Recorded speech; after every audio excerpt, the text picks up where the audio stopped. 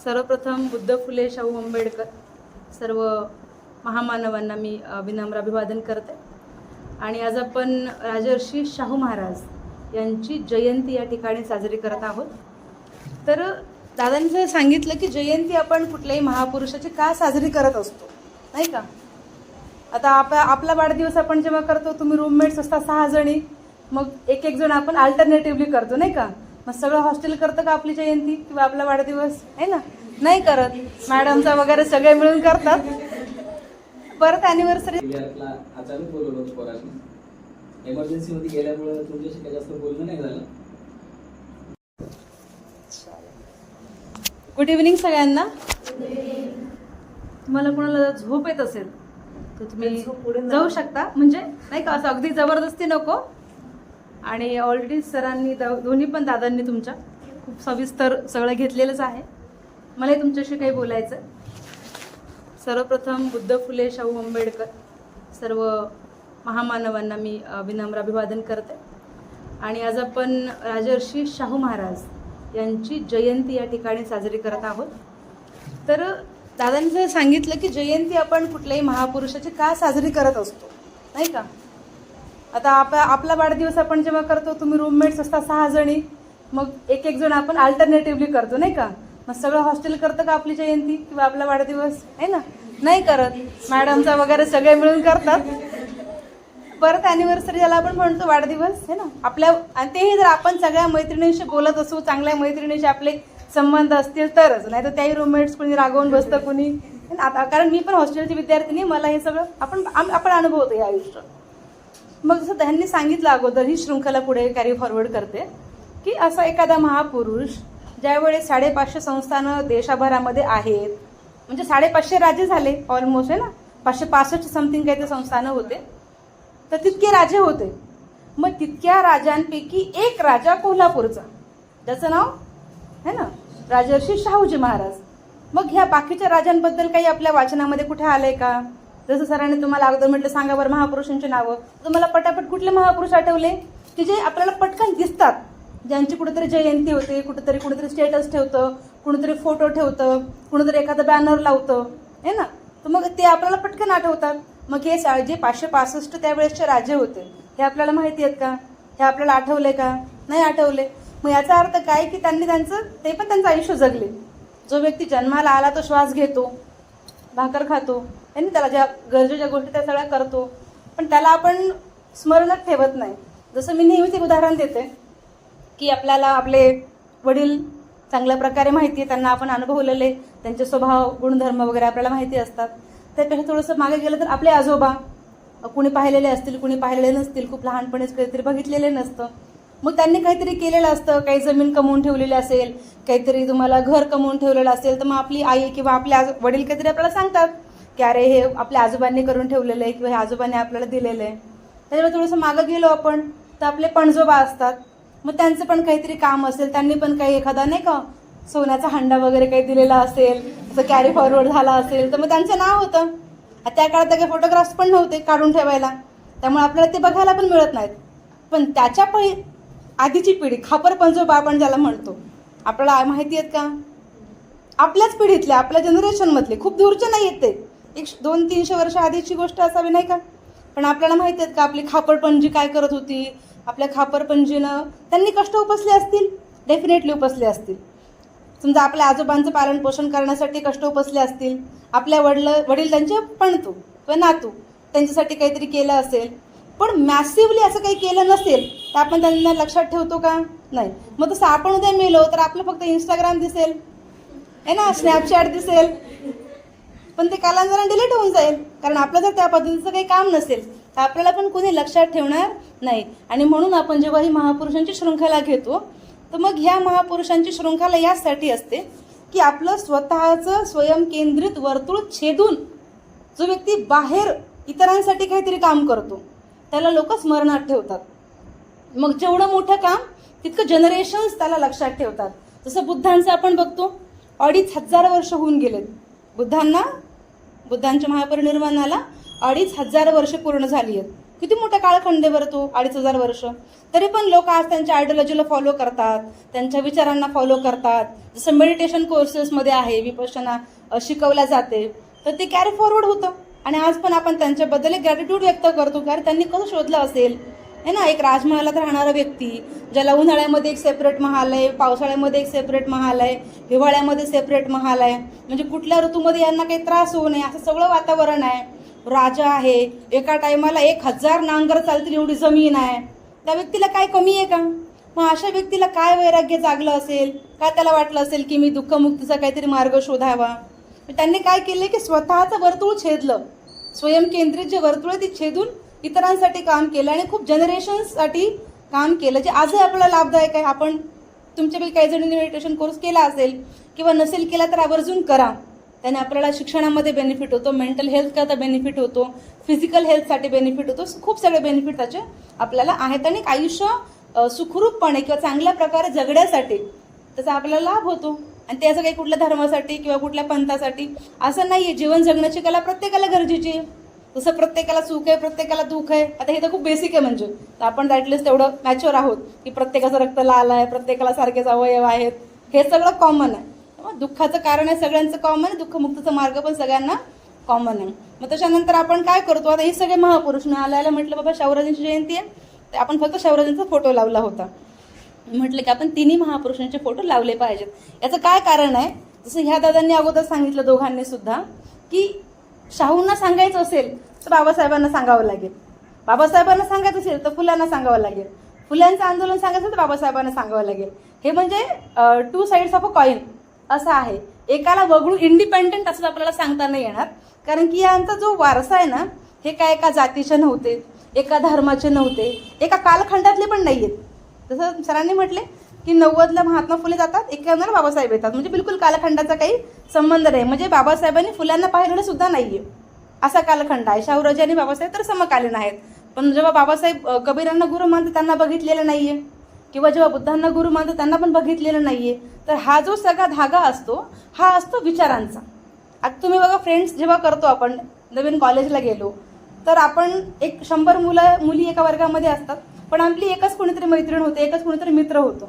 हॉस्टेलला पण बघा, आता तुम्हाला एकदम रॅन्डम मॅडम काय करतात, ही तुझी रूम टाकून देतात, पण तरी पण कधी कधी रूममेट पण आपली मैत्रीण होत नाही, दुसऱ्या रूममधली एखादी आपली मुलगी कोणीतरी मैत्रीण होते. त्याचं काय कारण असतं? तुम्ही दोघी मैत्रिणी आहेत ना, नाही आहात की नाही मैत्रीण? तुम्ही दोघे जणी बसल्या जवळजवळ. हां, मला कसं कळलं? त्या दोघींनी एकमेकांकडे बघून हसल्या. त्यांना पटकन रिलेट झालं की अरे आपलं कसं, आपण दुसऱ्या रूमच्यात पण मैत्रिणी आहेत. तर हे काय होतं की जिथं आपली व्हायब्रन्सी मॅच होते, की मी बोलले तुम्हाला कळलं पाहिजे आणि तुम्ही काय बोलताय मला कळलं पाहिजे. आता मी तुम्हाला सांगते, मला जर वाटलं की अरे हिला कोणतरी चुळबुळ व्हायली आहे, हिला कोणातरी झोप येईल, तर मला सांगायचा उत्साह नाही येणार आहे ना. आणि मग किंवा तुम्हाला कळतच नाही की मॅडम काय सांगतायत, सगळं इकडून चाललं, पायाच्या खालून चाललं, डोक्याच्या वरून चाललं, तर तुम्हाला वाटलं की अरे क्या लगाय मॅडम काय अन्याय करतात, कोणाला घेऊन येतात तिकडे. तर असं होऊन जातं ना. आपण कुठे मॅच होतो जिथे आपली व्हायब्रन्सी मॅच होते, आपल्या भाषेमध्ये जेनजीच्या लँग्वेजमध्ये जिथे आपली वाईब मॅच होते. राईट. तो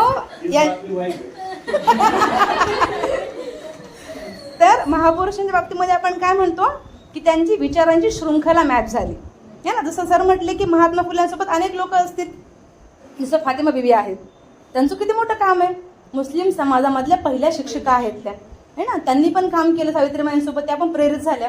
त्यांचा जो भाऊ होता तो महात्मा फुल्यांसोबत त्यांनी घर दिलं महात्मा फुल्यांना राहायला.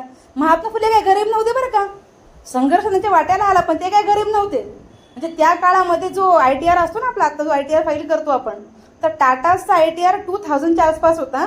त्यावेळेस महात्मा फुल्यांचा ITR 20,000 होता. म्हणजे कम्पॅरिझन करा तुम्ही किती पट, ती बॅलन्स शीट किती मोठी असेल. इतके श्रीमंत महात्मा फुले होते. परंतु कशामुळे त्यांना घर सोडावं लागलं की मुलींना शिकवतोय, मग मुलींना शिक्षण काय द्यायचं नाही बरं, किंवा ज्या प्रथा आपल्याकडे होत्या आधीच्या, जसं बालविवाह आहे, सती आहे, त्याच्यानंतर पडदा पद्धती होती की घुंगटमध्ये राहायचं, घुंगटमध्ये बाहेर नाही यायचं आणि चूल आणि मूलमध्येच राहायचं. ह्या प्रथा सुरू का होतात, याचं काय कारण असेल ह्या प्रथा सुरू होण्याचं? आणि महिलांवरच काय रोष असेल बरं म्हणून महाराजाचा? बायांनी एवढं काय बिघडलं होतं मनू महाराजाचं? एवढे कायदे मनू महाराजांना बायावर का टाकले? पुरुषांना का नाही म्हणले तू पडद्यात राहा, तू चहाचा ट्रे घेऊन ये, तू नांद्याला इकडे जा? असं कधी विचार केला का तुम्ही? आता विचार करू आपण. काय वाटतं तुम्हाला, का असं झालं असेल बरं? मनू महाराजाला काय इतका राग असेल महिलांचाच की तुम्ही पडद्यात राहायचं, तुम्ही चूल आणि मूल करायचं, काही शिक्षण घ्यायचं नाही, काही नाही, है ना? जर मनू महाराजांना पुरुषांवर टाकलं असतं सगळे बंधनं, तर महात्मा फुले यांनी पुरुषांच्या मुक्तीकरता आंदोलन केलं असतं, आहे की नाही? असं झालं असतं. मग ह्यांनी जास्त उत्साहात केली आहे जरा जयंती ह्या इकडच्या आहे ना. आपण मागितली असते मग काही थार मर्सिडीज हुंड्यामध्ये मजा आली असती की नाही? मग असं काय झालं? मग तसं कारण आहे. त्याचं कारण असते की स्त्रियांमध्ये प्रचंड पोटेन्शियल आहे. काय आहे? रसायन आहे, डायरेक्ट ऑटम बॉम्ब. आणि त्याची वाटायची मनू महाराजाला भीती. मनू म्हणजे कोण आहे की पुरुष प्रधान संस्कृतीचा एक तो प्रतिनिधी आहे. त्याला सांगितलं तुझ्या खांद्यावर धुरा आता भाई, पुरुष समाज को बचा ले, है ना, कुछ भी करके बचा ले. तर मग त्याने घेतली खांद्यावर धुरा आणि मग त्याला कळलं की भाई इसमें में तो बहुत, अब मॅडम सांभाळतेच की नाही तुम्हाला, मग पोटेन्शियल आहे ना.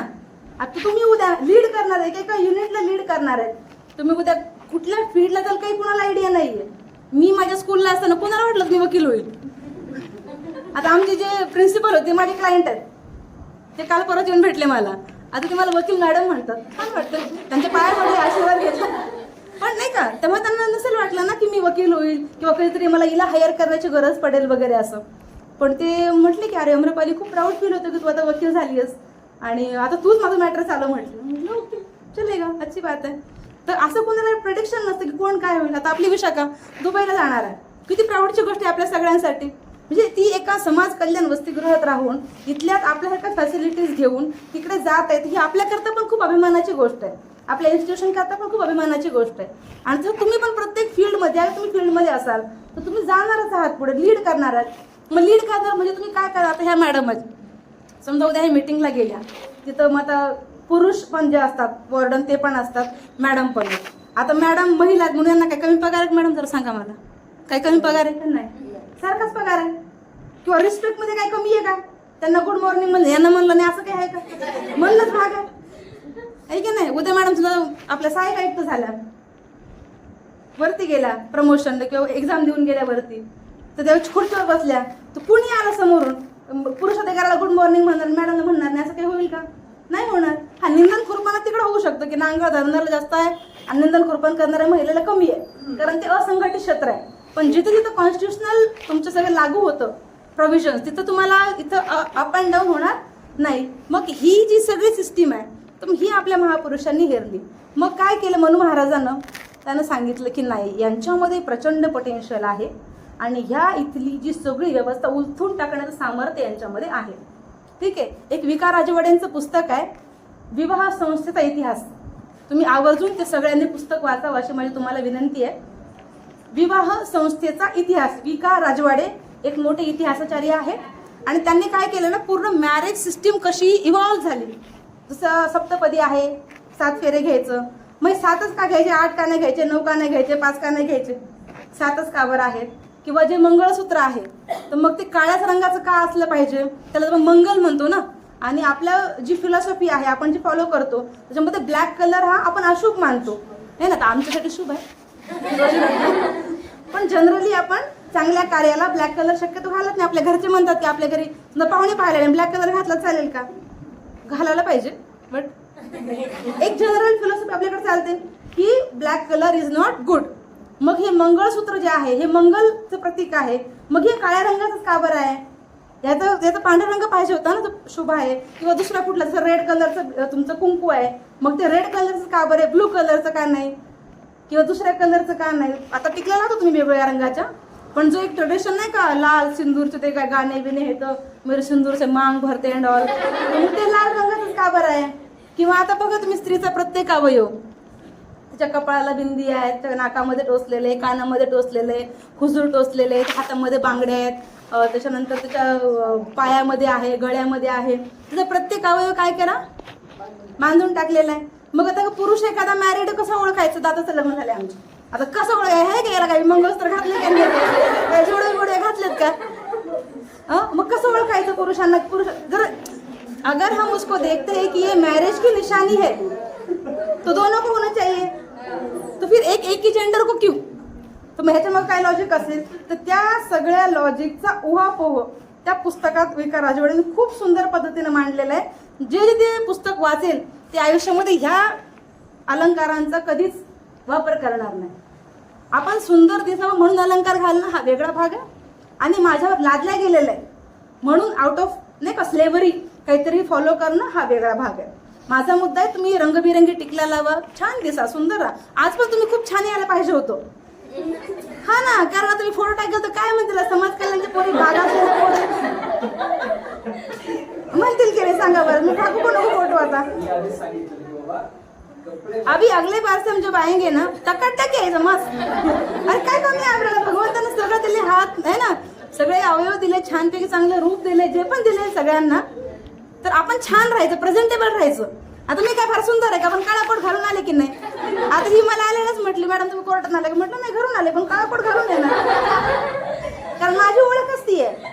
मी डेलिबरेटली कितीही, एप्रिलला पण आलते मी, किती गरमी होती, पण मी डेलिबरेटली हे घालते कारण मला बघून ज्या माझ्या समाजातल्या मुली आहेत किंवा मी स्लम्समध्ये पण जाते, झोपडपट्ट्यामध्ये विशेष करून जाते, मग ती मला बघून इन्स्पायर झाले पाहिजे. यार आपल्याला पण असं, जसं आपण बघतो ना गांधीजी आणि बाबासाहेब कि भाई तुमको कपड़े नहीं, मैं भी नहीं पहनूंगा, तेरी है. और बाबा साहेब को इनको कपड़े नहीं है, पर कैसे कपड़े पहनने चाहिए पता तो चले इनको.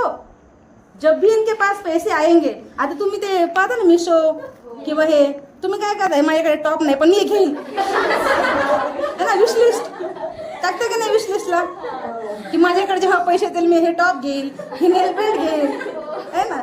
मग ती विशलिस्ट बाबासाहेबांनी आपल्याला दिली कि अभी तो पैसे नहीं है इनके पास, पर इनको पता तो चले कि शूज कैसे होते हैं, नेक टाई कैसे बांधते हैं, है ना, कैसे कपडे पहनने चाहिए, प्रेझेंटेबल राहिलं पाहिजे.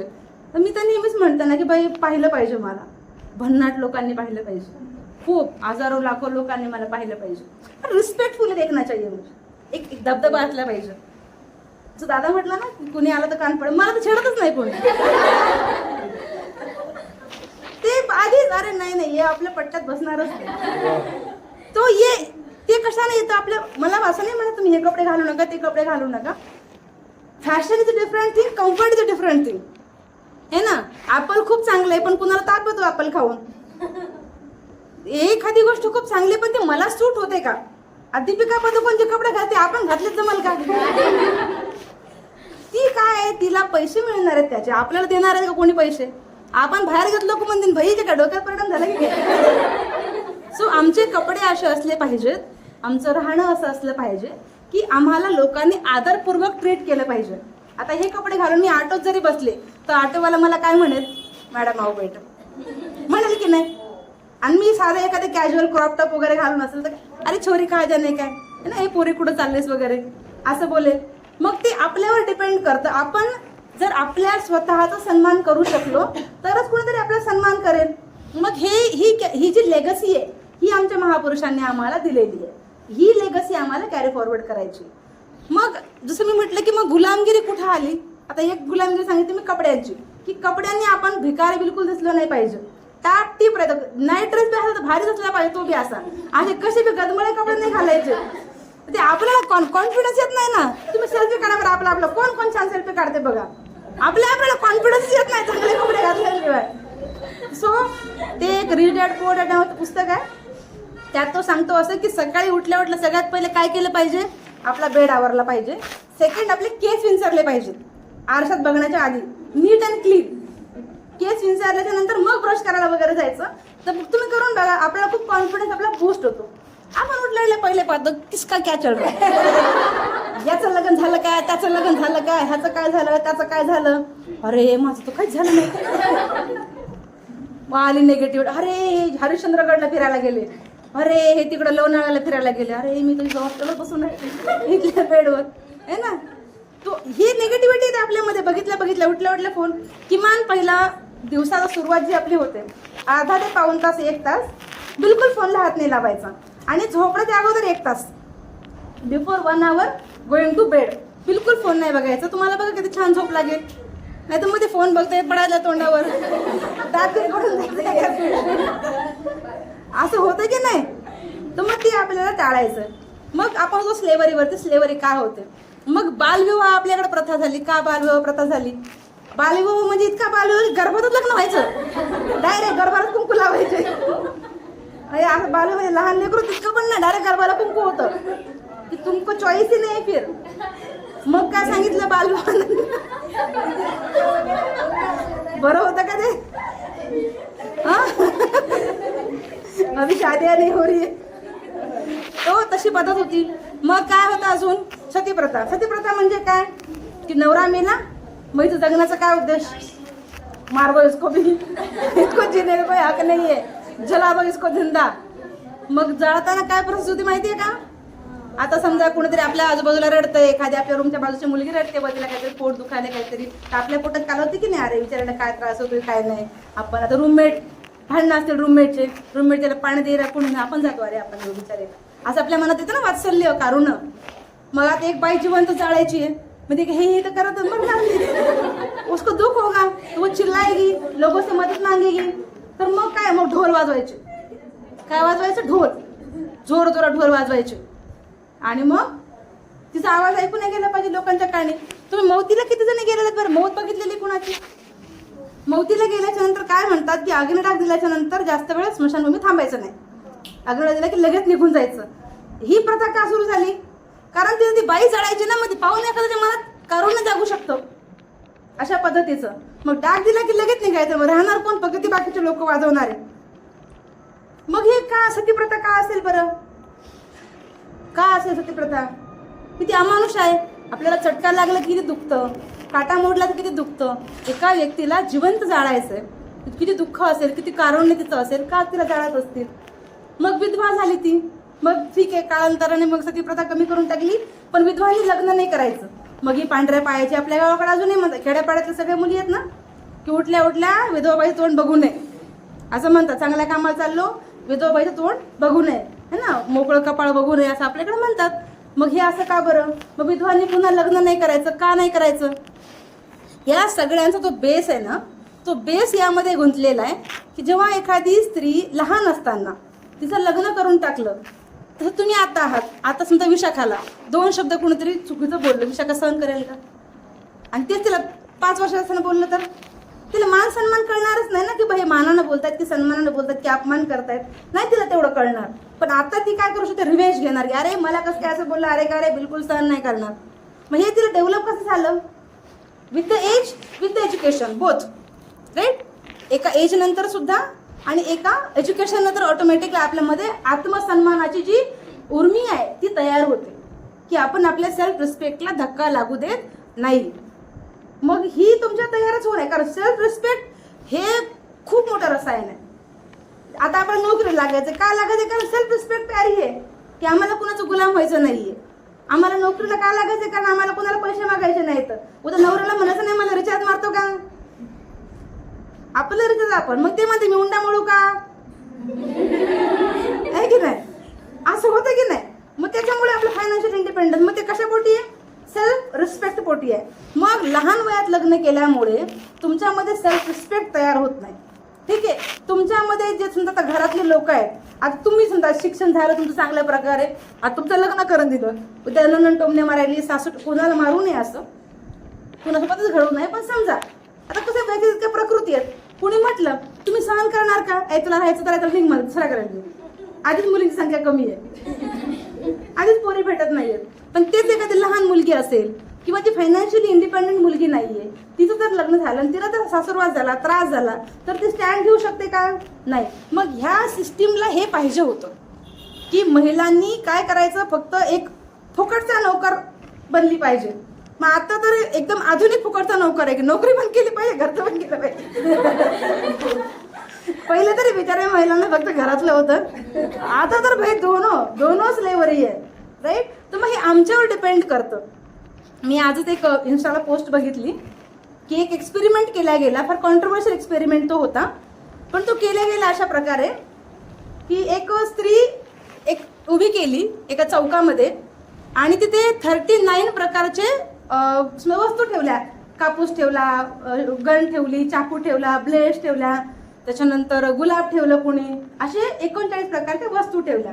आणि एक्सपेरिमेंट असा होता की तुम्ही काहीही करू शकता. ही जी स्त्री आहे ही तुम्हाला काहीच म्हणणार नाही, तुम्ही काहीही करू. तुम्ही बघितलं कधी? हा, की तुम्ही काहीही करू शकता.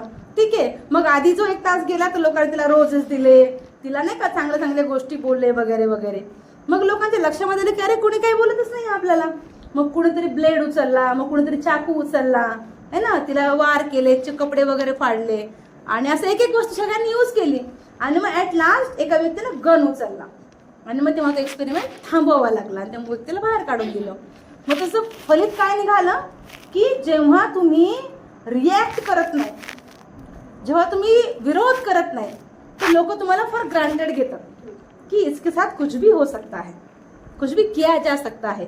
मग महिलांसाठी हीच थिअरी वापरली गेली वर्षानुवर्ष की तिच्यामध्ये आत्मसन्मान जागू दिला नाही, तिला बाहेरचं जग कळू दिलं नाही, घुंगट पद्धती ठेवली. ती जी व्यवहाराच्या गोष्टी होत्या घरातल्या, त्या व्यवहाराच्या गोष्टीमध्ये कधी नव्हती. आता पण तुम्ही तुमच्या घरात बघा, निरीक्षण करा की भाजी कोणती बनवायची हे कोण ठरवते? आई. आणि घर कुठे घ्यायचं हे कोण ठरवते? शेती कुठे घ्यायची कोण ठरवते? राईट. तर मग हे त्याच पद्धतीनं कॅरी फॉरवर्ड होते की नाही हळूहळू आपल्याकडे. आपण म्हणतो यार कॉन्स्टिट्यूशन येऊन गेलं, बट ते आहे काही प्रॅक्टिसमध्ये आपल्या अजून उतरलं नाहीये. अजून पण आपल्या भावाला गरम गरम चपाती मिळते, भाऊ असेल तर आपल्याला म्हणते तू खा ना संध्याकाळचे, काय होतं एवढं, नाही का. भावाला पटकन थकून आलं की पाणी मिळतं, तुम्ही भावाला आलं की तू पाणी पिन मला पण दे, असं होते की नाही. तर मग ही सगळी सिस्टीम अशा प्रकारे काम करते.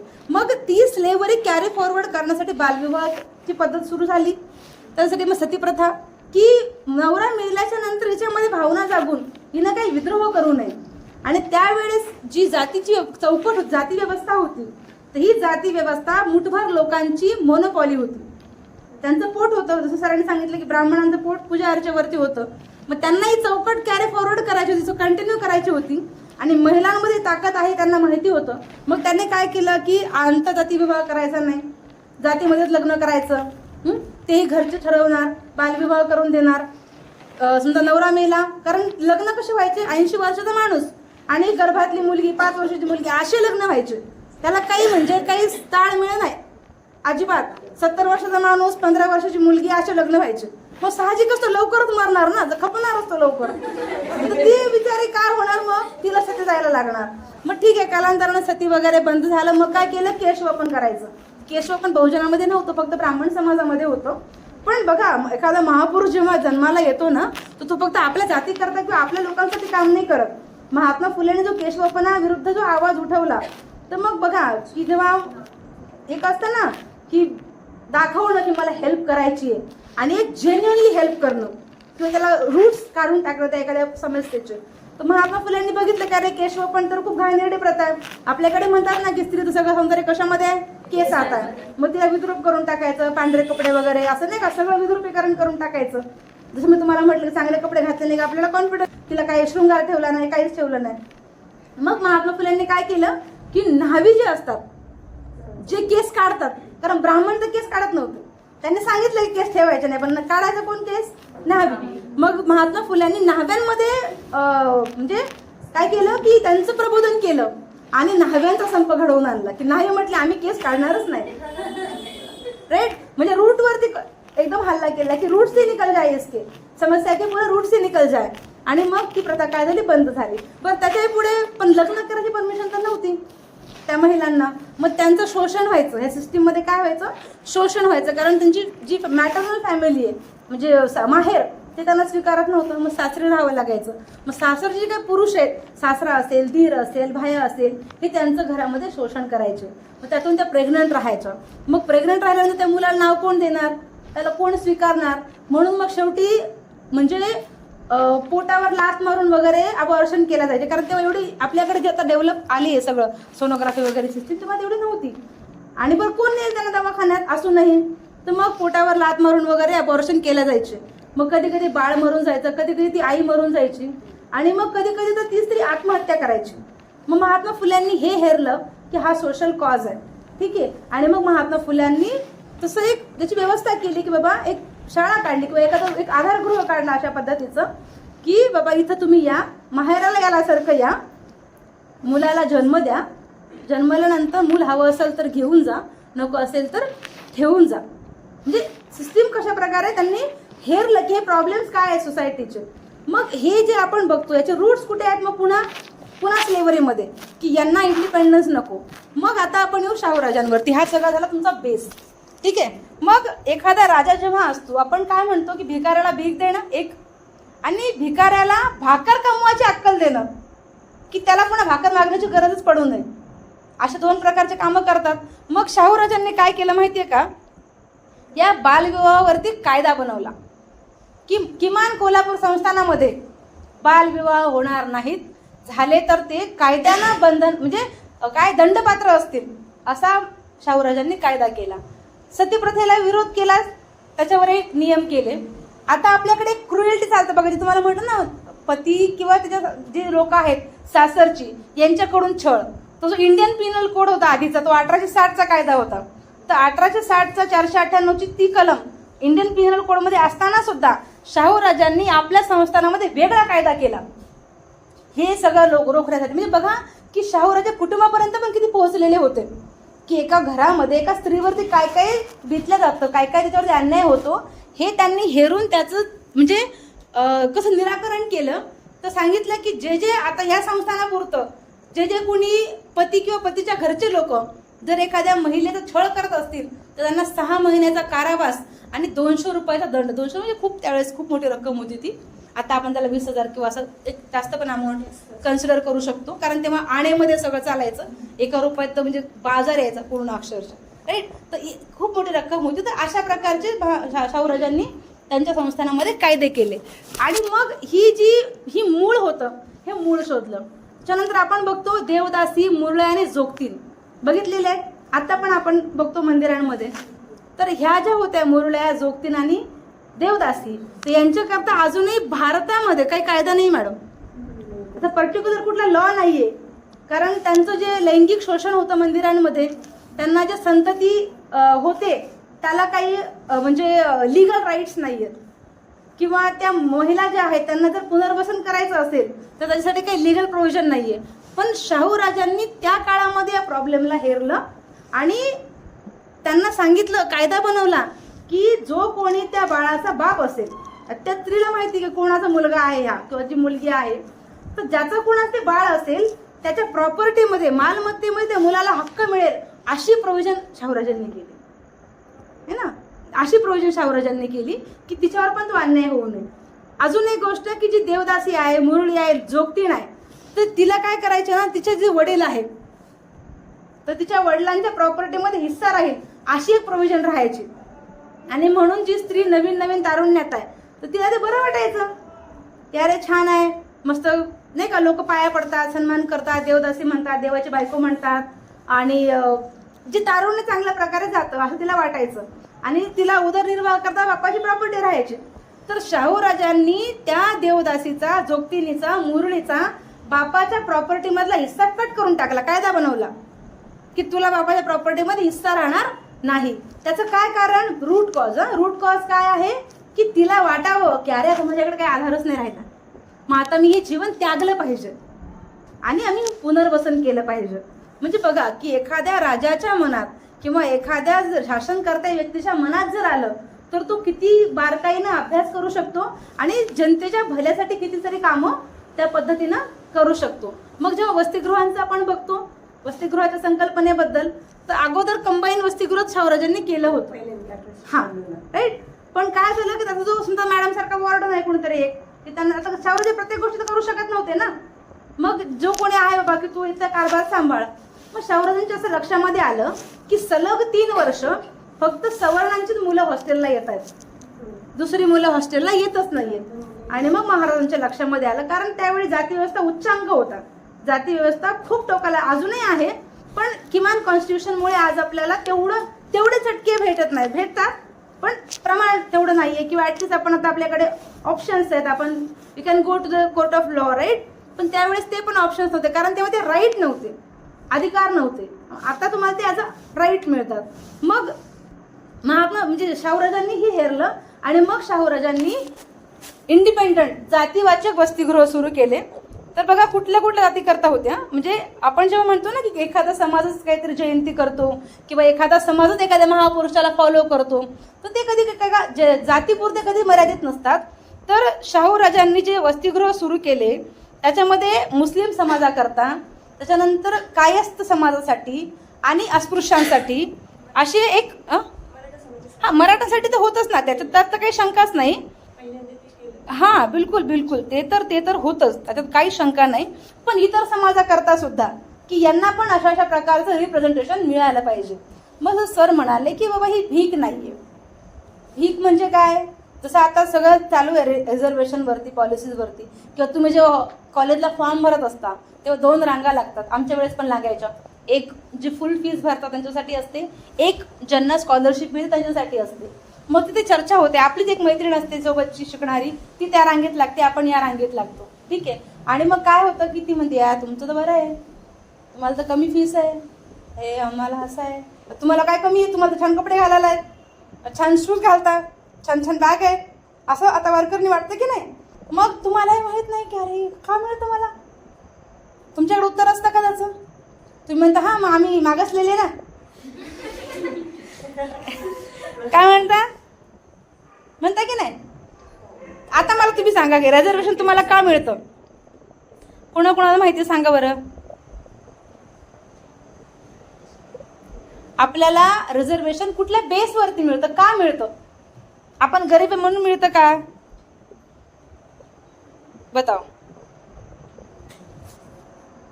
Yes no anything. मी सांगणारच आहे उत्तर, पण तुमच्याकडून पण येऊ देत. मी काय मारणार बिंदर नाही तुम्हाला. छडी आणली का मी. मॅडम मारू नका यांना मी गेल्यानंतर. हा तो और अच्छी बात आहे. का मिळतं बरं, आपण गरीब आहेत म्हणून मिळतं का. जसं सर मग अशी म्हटलं की एक ट्रेन मध्यंतरी चालला होता की 2 रुपये किलो राशन आणि 2 रुपये किलो गहूसाठी नाही रिझर्वेशन. मग तुम्हाला वाटलं की चूक आहे, बरोबर काय आहे. आता हे एक जर गोष्ट चूक आहे तर बरोबर काहीतरी असली पाहिजे की नाही. मग काय मिळतं आम्हाला रिझर्वेशन, काय बेस काय बेस वाय. जसं मी आता म्हटलं ना बालविवाह बंद केला, का बंद केला की स्त्रियांना इंडिपेंडन्स आलं पाहिजे, फ्रीडम आलं पाहिजे. सतीप्रथा बंद केली, का बंद केली, कारण ते राईट टू चूज असला पाहिजे. आणि हे मला तुम्हाला विशेषतः सांगावं असं वाटेल की शाहू राजांनी आपल्या संस्थानामध्ये हा सुद्धा कायदा केला होता की 18 वर्ष एखादी मुलगी जर पूर्ण करत असेल तर तिला तिच्या स्वतःच्या मनानं, स्वतःच्या निर्णयानं लग्न करण्याचाही अधिकार असेल. म्हणजे विचार करा की आपल्याला 50ला कॉन्स्टिट्यूशनमध्ये अधिकार आला, शाहू राजांनी 19व्या शतकात तो अधिकार संस्थानात लागू केला होता. किती म्हणजे महाराज किती पुढे असतील काळाच्या आणि किती दृष्ट असतील, राईट. मग रिझर्वेशन त्यांनी काय दिलं, त्यांनी सांगितलं की ते घोड्यांना का उपयोग घातलं होतं वगैरे, तर आपण तर घोडे नाही, राईट. ते तर उदाहरण होतं ना सांगण्यासाठी की बघा कुणी कमजोर आहे, कुणी मग तगडा आहे. मग जे तगडे घोडे त्यांनी खाऊन टाकलं सगळं, बिचारे कमजोर जे लंगडे घोडे आहेत किंवा जे थकलेले घोडे आहेत, म्हातारे घोडे आहेत, त्यांना खायलाच नाही भेटलं. ठीक आहे. मग आपल्यामध्ये असं कोणतं मागासलेपण आहे, आपण थकलेले आहेत की लंगडे आहेत की काय आहे, सांगा बरं. रिझर्वेशन घेतो की नाही आपण सगळेजण, घेतो ना. येस. मग आपल्याला माहित पाहिजे की आपल्याला ते का मिळतं. कारण जर तुम्हाला उद्या कोणी म्हटलं अरे 2 रुपये किलो तर अरे ते नाही आहे हे सांगता आलं पाहिजे आपल्याला की वो नाही आहे चीज. ठीक आहे. तर आर्थिक मागासलेपण आहे ना, पैशानं गरीब असणं हा रिझर्वेशनचा बेस नाही. 2 रुपये किलो गहू, 2 रुपये किलोचं राशन हे आर्थिक मागासलेल्या लोकांना मिळतं. मग आर्थिक मागासलं कुणी पण राहू शकते. तो एससी वाला भी राहू शकते, ओबीसी वाला भी राहू शकते, ओपन वाला भी राहू शकते, कुणी राहू शकते. That is a different story. When it comes to the reservation, रिझर्वेशनचा जो बेस आहे तो बेस काय आहे की शैक्षणिक मागासलेपण, सांस्कृतिक मागासलेपण आणि सामाजिक मागासलेपण. काय काय सामाजिक, शैक्षणिक, सांस्कृतिक आणि सामाजिक. ठीक आहे. मग रिप्रेझेंटेशन म्हणजे काय आहे की समजा आता एक कम्युनिटी आहे, जसं एससी कॅटेगरी आहे, एसटी कॅटेगरी, ओबीसी आहे, व्हीजीएनटी आहे, अशा बऱ्याचशा कॅटेगरीज आहेत. आता पुन्हा एससीबीसी आहे. ठीक आहे. स्पेशल इकॉनॉमिक बॅकवर्ड जे क्लास आहे त्यांच्यासाठी पण आता रिझर्वेशन पॉलिसी इंट्रोड्यूस केल्या गेली आहे. तर मग हे कशासाठी असतं की समजा आता ह्या मॅडम आहेत, अर्पिता मॅडम. ठीक आहे. मग अर्पिता मॅडम त्यांच्या एका गावातून इथं खेड्यातून शिकायला आलात. मग ह्यांना कळलं की अरे असं रिझर्वेशन असतं, असं हॉस्टेल असतं. मग त्यांना कुणीही विचारलं की अरे तू कसं काय शिकली, तर सांगतील की नाही की अरे असं हॉस्टेल असतं, असं फॉर्म भरायचा, असं ते सगळं करायचं, अशी एखादी MPSC नावाची परीक्षा असते, UPSC नावाची परीक्षा असते, असं करता येतं, किंवा ॲग्रिकल्चरचं शिक्षण आहे, किंवा वेगवेगळं तुम्ही जे काय घेताय ते सांगणार की नाही. मग तुम्ही तुमच्या क्लासला रिप्रेझेंट करताय. काय करताय? रिप्रेझेंट करताय. मग तुमची रिस्पॉन्सिबिलिटी काय राहते? आता आपण बिलकुल समारोपाकडे वळतो. ठीक आहे. जसं आपण म्हटलं की हे जे सगळे महापुरुष त्यांनी खूप काही गमवले आपल्यासाठी. बाबासाहेबांचे लेकरं गेले, त्यांची पत्नी गेली, शाहूराजे खूप कमी वयामध्ये गेले, महात्मा फुले इतके गर्भश्रीमंत असून सुद्धा, एवढे श्रीमंत असून सुद्धा त्यांनी किती हालाकीचं जीवन जगलं आहे ना. माता सावित्रीबाई प्लेगच्या साथीमध्ये गेल्या, त्यांचा मुलगा यशवंत प्लेगच्या साथीमध्ये गेला, आणि जवळपास सगळ्याच महापुरुषांनी प्रचंड संघर्ष केलेला आहे. त्यांना कुणी असं आयतं आणून दिलेलं नाही की तुमचे हक्काधिकार घ्या आणि बाबा जगा, असं झालेलं नाहीये. मग इन सब लोगों ने हमारे लिए जो संघर्ष किया तो कुछ तो सोच के किया होगा ना. सिंपल सांगते अजून की समजा आपल्या बापाने 5 एकर जमीन कमवली, मग आपण ती उडवून टाकायची का? त्यांची अपेक्षा काय आपल्याकडून? आपल्या वडिलांची साधी अपेक्षा की यांनी 5 एकर जपावी, नंबर 1, आणि ही वाढवावी. राईट? ही जपावी ॲज इट इज, आणि याच्यामध्ये काहीतरी वाढ करावं, वृद्धिंगत करावं, किंवा एखाद्याचा कोणतरी वडील समजा शिक्षक असतील किंवा एखाद्या सरकारी नोकरीला असतील, त्यांची काय अपेक्षा की माझा मुलगा माझ्यापेक्षा वरच्या पदावर नोकरीला जावा. राईट? म्हणजे होल्ड करावा ती पोझिशन. मग सेम महापुरुषाने जे काय आपल्याला दिलं, जो काय वारसा दिला, मग शिक्षण दिलं, आम्हाला आरक्षण दिलं हे ना, आम्हाला संवैधानिक अधिकार दिले, मग हे सगळे हक्काधिकार का दिले असतील आम्हाला? There should be some reason behind it. हे सगळं समाज कल्याणचं हॉस्टेल. तुम्ही आता कॅल्क्युलेशन यांना सांगा मॅडम ते की एका मुलीवरती महिन्याला खाण्याला किती खर्च होतो, स्टेशनरीला किती खर्च होतो, भत्त्यांवरती किती खर्च होतो. म्हणजे एका मुलीचा एक कोर्स पूर्ण कंप्लीट करण्यासाठी किती समाज कल्याण खर्च करतं, हे आकडेवारी यांना एकदा सांगा. ज्या कॉलेजला तुम्ही जाता, ज्या कोर्सला तुमचं ॲडमिशन आहे, त्या कोर्सची ओपनमधली फीस किती आहे तर कॅल्क्युलेट करा. गव्हर्नमेंट आपल्या वतीनं कितीतरी फीस पे करते. राईट? आपल्या कोर्सची फीस. आता मला ओपन म्हणजे जनरलमधून LLM करायचं तर 44,000 फीस आहे. मला माहितीच नव्हती. मी अगोदर कॅटेगरीमधून केलं, मस्तपैकी स्कॉलरशिप घेतली, मला काही रिअलाइज झालं नाही की अरे आपण किती, नाही का, आपल्याला शासन किती खर्च करतोय. मग ते का करत आहे? तर त्यांना पण काहीतरी आपल्याकडे रिस्पॉन्सिबिलिटी किंवा काहीतरी अपेक्षा असेल की नाही. मग ती अपेक्षा काय असेल तर त्याला आपण नाव देतो पे बॅक टू सोसायटी. काय देतो नाव? Pay back to society. मग बिलकुल सुरुवातीच्या मुद्द्यावरती की पणजोबाला आपण लक्षात का ठेवलं नाही? कारण त्यांनी पे बॅक टू सोसायटी केलं नाही, पे बॅक टू फॅमिली केलं. राईट? त्यांच्या पत्नीचं म्हणा, मुलांचं म्हणा, चांगल्या प्रकारे संगोपन केलं, किंवा त्यांना शिक्षण नसेल मिळालं तर पुढच्या पिढीला शिक्षण दिलं. त्यांच्या परीने ते उत्तम आईवडील होते, उत्तम आजी आजोबा होते, परंतु त्यांनी पे बॅक टू सोसायटी केलं नाही, आपलं स्वयंकेंद्रित वर्तुळ छेदलं नाही. राईट?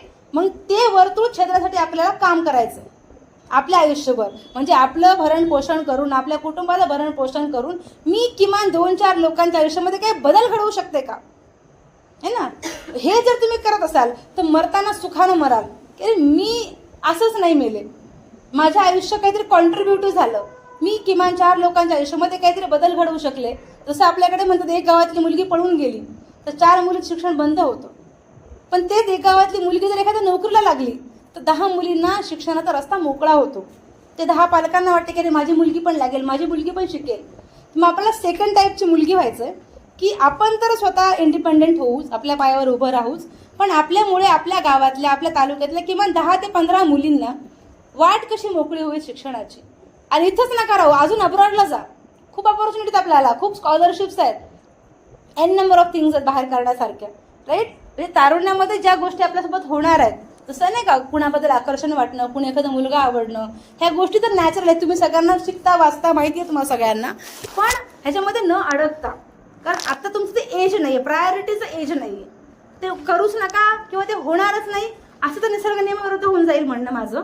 पण जर तुम्हाला माहिती की समजा ह्या रस्त्यानं काटे आहेत आणि मी इथून चालत असताना मला एखादा काटा लागू शकतो, हे तुम्ही गृहीत धरून चालताय. राईट? आणि एखादा काटा मोडला तरी सुद्धा तर ठीक आहे, तो काटा काढून टाकून बाजूला टाकून तुम्हाला पुढे तुमचा मार्ग सर करायचा आहे. तशीच ही बाकीची सगळी जी आकर्षण आहेत तुमच्या अवतीभोवती ही त्याच पद्धतीची आहेत. एखादा मुलगा तुम्हाला क्रॉस होणार, छान थरपसारखा दिसत असेल तर तुम्हाला आवडेल तो मुलगा. राईट? आवडू शकतो ना, कारण ते कसं तुमचं वय त्या पद्धतीचं आहे, त्यात काही गैर नाही. पण तुम्हाला कळलं पाहिजे की हा काटा आहे, आज हा माझ्या मार्गातला अडसर आहे. ठीक है, फारच तुम्हाला एखाद्या मुलावर मन गया उसको बोलो भाई रुक, तू भी कुछ बन, मैं भी कुछ बन के कुछ समय लेते, फिर देखते बाद में, फिर अगर नियति ने डेस्टिनी अगर चाहे तो फिर हो जाएगा वो सारी चीजें.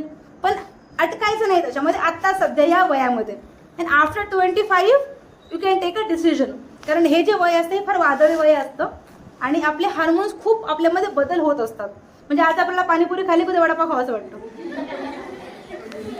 है ना. कंटिन्यूस आपली एक चॉईस राहते का, है ना, नाही राहत. जिसको जिसको जिस एंगल में समझना है समझ लो. अभी it's your liberty, it's your liberty. फक्त मला एवढंच म्हणायचं की भाई अपने स्टैंडर्ड सेट करो कि ये अगर है तो ही हम आगे सोचेंगे. वो भी आगे की चीज है पर अभी समझ लो. जैसे मतलब विश लिस्ट डाल के रखो उसको विश लिस्ट में. हाँ, विश लिस्ट में डाल के रखो. हाँ, तेरा समय है पर अभी नहीं, तेरा समय है पर अभी नाही. तुमचा उद्या जाऊन तुम्ही लव्ह मॅरेज कराल, अरेंज मॅरेज कराल, कुठलेही मॅरेज करा, ठीक आहे, इंटरकास्ट मॅरेज करा, नो डाऊट, काही प्रॉब्लेम नाही. घरच्यांनी करून दिलं नाही, माझ्याकडे या. पण कधी when you are financially independent आहे ना, तुम्ही त्याच्यावर म्हणूनच नाही, कुणाचवर डिपेंड राहणार नाहीत. हे ॲरोगन्स दाखवण्याकरता अजिबातच नाहीये, आपल्या पार्टनरला सप्रेस करण्यासाठी बिलकुलच नाहीये. कारण आम्ही लोक हे इक्वालिटीमध्ये बिलीव्ह करणारे माणसं आहोत. म्हणजे पुरुषांनी स्त्रीवर अन्याय करणं जितकं चूक आहे तितकंच महिलांनी पुरुषांवर अन्याय करणं चूक आहे, हे मानणारे आम्ही माणसं आहोत. राईट. जसं ते आता कालपरा प्रकरण घडलं तो त्याचं समर्थन बिलकुलच नाहीये. त्याचं काय कारण असू शकतं बरं. त्याचा मी विचार केला की बाई इसका क्या रिझन होगा की 17 करोडची वेडिंग एखादा मुलगा प्लॅन करतोय, ती मुलगी त्याचा मर्डर करते, तर का करत असेल. तो उसका ये एक रिझन हो सकता है की ती तिच्या घरी बोलली असेल की मला या मुलाशी लग्न करायचं नाहीये, हा माझा बॉयफ्रेंड आहे, ज्याशी मला लग्न करायचंय. घरच्यांनी ऐकलं नसेल, तिच्या कम्युनिटीला बिलॉंग करते. माझ्या असं ऐकण्यामध्ये आलंय की तिच्या कम्युनिटीमध्ये असं म्हणतात की विधवा झाल्यानंतर कुणी लग्न करत नाही आणि मग तिच्या चॉईसने तिला लग्न करता येईल आणि कदाचित म्हणून तिनं तो पाऊल घेतला असावा. राईट. तर ही जी कम्युनिटी सिस्टीम आम्हाला कशा प्रकारे विक्टिम पण करते आणि क्राईम करायला पण कशा प्रकारे आम्हाला मजबूर करते. तिला वाटलं असेल की एवढा मोठा गड आहे, फेकून दिलं तर काय लक्षामध्ये येणार आहे, कदाचित वाटलं. ते फार चूक आहे, त्याचं मी बिलकुल समर्थन करत नाहीये. पण याची मुळं कुठेतरी सिस्टीममध्ये दडलेली आहेत आणि म्हणून आम्हाला ती सिस्टीम पण समजून घ्यायची आहे. त्या सिस्टीमच्या मुळाशी आम्हाला घाव घालायचे आहेत आणि त्या सिस्टीमचं आम्हाला विक्टिम पण व्हायचं नाहीये आणि आम्हाला गिल्ट पण आमच्यावर येऊ द्यायचं नाहीये. त्यामुळे एक काय म्हणते ना, सुदृढ राष्ट्र निर्माण करण्यासाठी आमचं एक कॉन्ट्रीब्युशन असलं पाहिजे. आम्ही जेव्हा आई होऊ, आमच्या पोटी जेव्हा एखादं बाळ जन्माला येईल तर त्याला आम्ही फ्रीडमच देऊ शकलं पाहिजे. कारण जेव्हा एखादी गुलामच आई असेल तर ती गुलामाला जन्म घालेल. असं आपण जिजाऊंचं बघतो. ह्या पहिल्या प्रकारात टाळ्यात मी समजते ॲप्रिशिएशन वाल्या. तर जिजाऊंचं आपण बघतो की जिजाऊमध्ये ते होतं रसायन की मुझे मेरे बेटे को राजा बनाना है. काय बनाना है, राजा. शहाजीराजे गेल्यानंतर जिजाऊ सती गेल्या नाही, तर सिस्टीमला तडा दिला ना त्यांनी तिथे. तेव्हा शिवाजी महाराज राजा एकच नाही 2 दिले. संभाजीराजांना पण जिजाऊंनीच घडवलं आणि म्हणून एक जी आझाद स्त्री असते ती एका आझाद बाळाला जन्म देत असते आणि म्हणून आम्हाला त्या प्रकारचं आझाद स्त्री म्हणून पुढे नावारूपाला यायचं आहे. आणि महात्मा फुलेंचे सगळ्यात महत्त्वाचं गुलामगिरीचं गमक सांगितलं. तसं देशामध्ये जगामध्ये खूप सगळे तत्ववेत्ते झाले, प्रत्येकानं वेगवेगळं कारण सांगितलं महिलांच्या गुलामगिरीचं. कोणी म्हटलं कौटुंबिक कारण आहे, कोणी म्हटलं राजकीय कारण आहे, कोणी म्हटलं सामाजिक कारण आहे, कोणी म्हटलं अजून काहीतरी वेगळंच कारण आहे. खूप वेगवेगळे कारण सांगितले. पण महात्मा फुल्यांनी रूट कॉज सांगितला की जेव्हा जेव्हा एक स्त्री पुरुषावरती कुठल्याही भावावर असो, पप्पांवर असो, नवऱ्यावरती असो किंवा कुठल्याही एक पुरुषाच्या आयुष्यातला एखादा मित्र असो, कुणीही असो, कुठल्याही पुरुषावर जेव्हा जेव्हा एक स्त्री फिनान्शियली डिपेंडेंट होते तेव्हा तेव्हा तिचा आत्मसन्मान त्या पुरुषाच्या पायदळी गहाण पडत असतो. त्यामुळे तुमचे जे कलिग्स असतील, कॉलेजमधले फ्रेंड्स असतील, जेव्हा तुम्ही काही बॉरो त्यांच्याकडून करता, मी तर कुठं चहाही पित नाही, चहाच घेत नाही म्हणते, सिंपल बात. क्योंकि क्या पता उसको लगे भाई फोकट में चाय पी रहे तो देख रहे ना आप अभी सारी चीजें कैसे हो रही है. तो फुकट कोणाचं काही घ्यायचं नाही, अजिबात घ्यायचं नाही. आपल्याकडे पैसे आले जायचं, खायचं काय वाटतं ते घ्यायचं, कुणाचे फेवर अजिबात घ्यायचे नाही. बोलावं सगळ्यांशी लागेल, मित्र पण ठेवावे लागतील, मैत्रिणी पण ठेवाव्या लागतील, कलिग्स आहेत, ग्रुप आहे, तुमचं काही असतील पथनाट्य वगैरे जे काही ग्रुपच्या ऍक्टिव्हिटीज त्या सगळ्या कराव्या लागतील. पण आपली चौकट कायम आपली असली पाहिजे की या चौकटीच्या आतमध्ये कोणालाच यायला एंट्री नाही. मग तुमचा बॉयफ्रेंड असला तरी सुद्धा की बाई इसके आगे नाही आना है, ये एक मेरा सुरक्षा कवच है, कवच कुंडल है माझी, राइट. इसके आगे नहीं आना, मेरी सेल्फ रिस्पेक्ट को धक्का नहीं लगना चाहिए. हे जेव्हा जेव्हा होईल तर आपल्या महापुरुषांचा हा उद्देश होता की तुमच्यामध्ये आत्मसन्मानाचं बीज उभं राहावं, तुमच्यात ते रिव्होल्युशनचं बीज उभं राहावं. आणि ही जी व्यवस्था आहे जी अजूनही आपल्या, बघा ना, आपल्या सोबतच्या मुली बघा, आपल्या खेड्यापाड्यातल्या आपल्या सोबतच्या 10वीच्या मैत्रिणी, त्यांना मुलं आहेत, त्यांच्यावर काहीतरी अन्याय होतो. आता माझ्या कितीतरी कलिग आणि क्लासमेटचे डिवोर्स माझ्याकडे चालू आहे ना. सो ही सगळी चीज आहे. तो आपण खूप लकी आहोत असं म्हणूयात, किंवा आपल्याला नियतीने एक संधी दिली की आपण त्यांच्या लाईफमध्ये काहीतरी बदल घडवू शकतो का, तर ते करण्यासाठी आपला जन्म आहे. आणि आपल्या या जन्मामध्ये आपण किमान 10-20-50 लोकांचं आयुष्य बदलवू शकतो का, हे जेव्हा आपण करू, सो ती रिस्पॉन्सिबिलिटी, ती लिगसी कॅरी फॉरवर्ड जेव्हा होईल, तेव्हाच आपल्या महापुरुषांची जयंती उत्सव साजरी करण्याचं म्हणजे काय होईल, फलित होईल. आणि हा विचारांचा वारसा अखंडितपणे आपण असं चालू ठेवूयात. मी तर माझ्या शेवटच्या श्वासापर्यंत हे विचार पेरत राहील. तुम्ही सुद्धा असंच आमच्यासोबत यावं, आपण असंच फिरूयात, आपल्या समाजामध्ये जाऊयात आणि आपल्या लोकांमध्ये हा सगळा वारसा पेरूयात आणि त्यांना अवेकन करूयात. जे बाबासाहेबने बोला आहे की गुलामाला जर तुम्हाला पेटवायचं असेल तर काहीच करायचं नाही, त्याला फक्त सांगा तू गुलाम आहे, पास. उसको खाली बोल दो की तू गुलाम है, उनको पता ही नहीं वो गुलाम है. तर आता तर काही साखर देतात का आपल्या हातामध्ये? नाही. आताची गुलामी काय माहिती आहे का तुम्हाला? Instagram, Snapchat, Facebook, WhatsApp. मी आज काय खाल्लं हे पण मला टाकायचं आहे ना. ते काय तुमचं स्ट्रेक ब्रेक झाले नाही पाहिजे. मला तर ते फार येत नाही, कारण आम्ही मिलिनियल्समध्ये येतो, आम्ही तुम्ही जेनझीज लोकांना जास्त जमतो. पण किती अपडेट ठेवावं आपण, है ना. आपण आपली पण काही प्रायव्हसी असली पाहिजे. म्हणजे असं म्हणतात की भाई जिसको अटॅक करना है उसके बारे में अगर सारी जानकारी मिले तो अटॅक करना आसान हो जाता है. तो तुम्ही दुश्मनाला ट्रेन कर, दुश्मन अरे ट्रेन हो जा. दुश्मनाला काय करतो, ट्रेन करताय की ये भी जान लिया, अच्छा ये भी जान लिया, अच्छा मतलब ब्रेकअप झाले, अच्छा माझ्या फॅमिलीमध्ये काहीतरी प्रॉब्लेम चालू, टाकतो ना सॅड सॉंग्स किंवा काहीतरी जे जे ते गाणं आलं तर कळतं याचा आजचा मूड काय, इसके लाईफ में काय चल रहा है. सो इतकं आम्ही अपडेट नको राहायला. जितकं आमच्यासाठी चांगलं आहे सोशल मीडिया, तितकंच तो बॅड सुद्धा आहे. कुठे फिरायला गेला तर फिरून आल्याच्या नंतर 2 दिवसांनी फोटो टाका. किती? 2 दिवसांनी टाकायचं असतील तुम्हाला तर काही हरकत नाही, शेअर करा. पण लगेच मी आज निघाले वे टू घूर असं नाही टाकू, है ना. तर वे टू घूर ना काय होता कि अगर किसी को तुम पे अटैक करना है समझो, फिर उसको पता ये कहाँ है, अभी मनमाड़ में गया, पुणे जा रहा है, अजंठा जा रहा है, तो उसको पता है किसके पे कहा. या फिर अब तुम्हारा घर है, उसको पता है मैडम का लॉकर है, पैसे वैसे सोना बहुत है, और मैं डाल दे वे टू वेरूळ और वे टू अजंठा. तो दुश्मन तो बोले अभी चलो डाका डाल देते अभी, है ना. असं होऊ शकते की नाही. त्यामुळे आपल्या विरोधामध्ये याचा वापर होईल असं आपल्याला नाही करायचं आहे. घरात अटॅक करण्यापेक्षा बाहेर अटॅक करणं सोपं आहे. हाँ, तो ये सब चीज़ें हो सकती है. तो थोड़ा माइंडफुल हमको रहना है, सीखना है. और जैसे मैंने मेडिटेशन का बोला, आप प्लीज़ एक कोर्स एटलीस्ट 10 डेज का करो. सगळे 18+ आहेत का? 18+. हां, तो 10 डेजचा कोर्स करू शकतात. तुमचे कोणी लहान बहीण भाऊ असतील जे 18च्या बिलो आहेत, 14च्या पुढे 14 to 19 पण चालतं, त्यांना 7 डेजचा असतो एक मेडिटेशनचा कोर्स. आणि जे 18+ आहे, 20 अबव आहेत, त्यांना 10 डेजचा मेडिटेशन कोर्स असतो. त्याच्यामुळे आपल्याला खूप बेनिफिट्स होतात आणि शिक्षणामध्ये पण खूप आपल्याला लाभ त्याचा होतो. तर आपण त्या मार्गाने जाऊयात आणि आपले स्टँडर्ड सेट करूयात. महापुरुषांनी जर आपल्याला कुठून बघत असतील तर भाई पीठ थपथपाए ऐसा ही काम करे, नहीं तो ऐसा ना बोले अरे किन लोगों के लिए हमने कुर्बानी दे दी, ऐसा ना हो. तो आपण हे असंच अविरतपणे चालू ठेवूयात. भाषण नाही, भाषण थांबवते आता. वारसा फेस मला लगेच रीड झालं, कारण सायकोलॉजी खूप चांगलं आहे माझं. त्यांना वाटलं अरे भाषण पण अविरत चालू राहणार आहे काय. तर भाषण अभी खतम करते है. भाषण नव्हतं ॲक्च्युली, हे कम्युनिकेशन होतं. तुम्हाला सगळ्यांना म्हणजे समजलं असेलच. आणि याहीपेक्षा एक ऑफ द रेकॉर्ड गोष्ट सांगेल की लाईफमध्ये कधीही तुमचं काही झालं, अप अँड डाऊन काही होऊ शकतं. वाटलं की मला कोणी मैत्रीण नाही आहे, माझ्या घरी पण नाही सांगू शकत, कोणालाच नाही सांगू शकत, तर मी तुमच्याकडे 24/7 अवेलेबल आहे, विदाऊट जजमेंट्स. किंवा कधी कॉल केला तर नावही सांगू नका.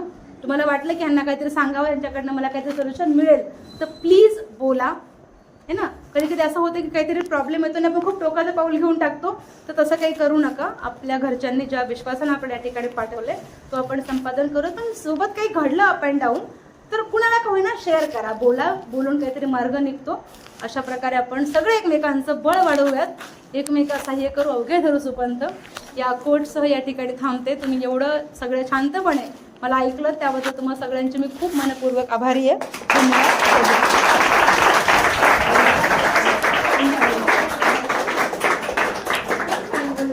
सर पण खूप छान बोलले. विनंतीला मान देऊन ते आले. तुम्ही स्वतः मॅडमने मला फोन केला, मॅडम तुम्ही कुठे? म्हटलं मी आहे हॉस्टेलला. म्हणजे मला मुलींसोबत बोलायचे, त्यांनी तुमच्यासाठी स्वतःहून आले. बरं, कोणाला काही त्यांच्याबद्दल म्हणजे त्यांच्याविषयी काही बोलायचं असेल किंवा तुम्हाला त्यांना काही विचारायचं असेल तर विचारू शकता. काही क्वेश्चन असेल विचारू शकता. बिलकुल बिलकुल विचारू शकता. आताही विचारू शकता, नंतर विचारू शकता, असं काही नाही. पण तुम्हाला सगळ्यांना समजलं. फार बोर नाही झालं, आय गेस.